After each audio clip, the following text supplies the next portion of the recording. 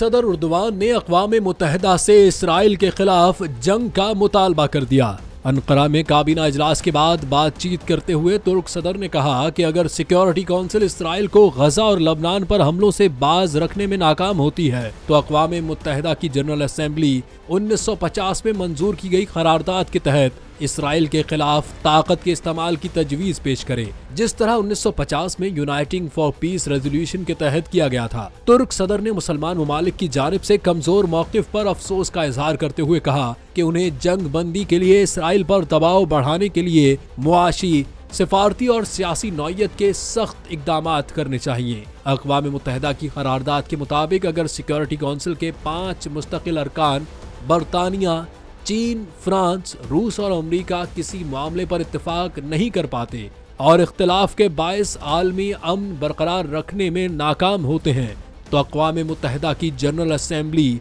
इस मामले में मुदाखलत कर सकती है।